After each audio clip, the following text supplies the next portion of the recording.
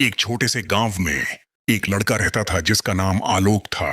आलोक बहुत ही साधारण परिवार से था, लेकिन उसके सपने बहुत ऊंचे थे। वह गांव का सबसे बड़ा विद्वान बनना चाहता था और अपने ज्ञान से पूरे गांव को प्रकाशित करना चाहता था। मगर आलोक के सामने सबसे बड़ी चुनौती थी संसाधनों की कमी। उसके पास किताबें खरीदने के पैसे नहीं थे और गांव में कोई पुस्तकालय भी नहीं था। रात में पढ़ाई करने के लिए उसके घर में बिजली या मिट्टी का तेल भी मुश्किल से मिलता था। गांव के लोग अक्सर आलोक को समझाते थे कि इतने बड़े सपने मत देखो।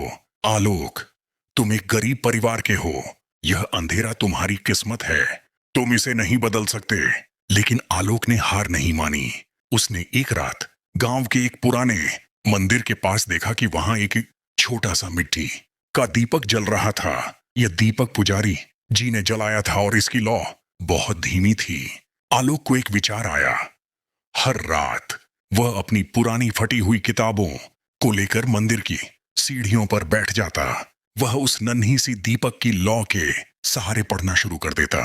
शुरुआत में पढ़ना बहुत मुश्किल था। दीपक की रोशनी इतनी कम थी कि उसकी आंखें दुखने लगती थीं। कई बार तो हल्की हवा से दीपक बुझ भी जाता था। गांव के दूसरे बच्चे उस पर हंसते थे, लेकिन आलोक ने रोज का यह नियम बना लिया। उसकी दृढ़ता, डिटर्मिनेशन और लगन, परसिस्टेंस इतनी मजबूत थी कि उस छोटी सी लौ ने उसके ज्ञान के बड़े से अंधेरे को काटना शुरू कर दिया। उसने ठंड, मच्छर और उपहास, रिडिक्यूल सबको सहा। समय बीतता गया। उसी नन्ही लौ के प्रकाश में आलोक ने इतनी मेहनत की कि उसने गांव के सभी बच्चों को पीछे छोड़ दिया। उसकी लगन की कहानी पूरे क्षेत्र में फैल गई।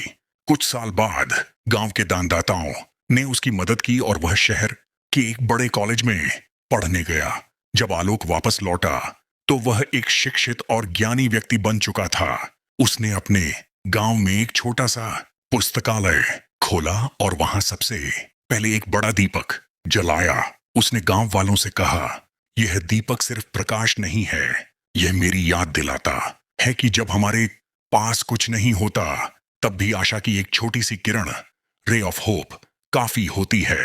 हमें बस उस छोटी सी लौ को बुझने नहीं देना चाहिए।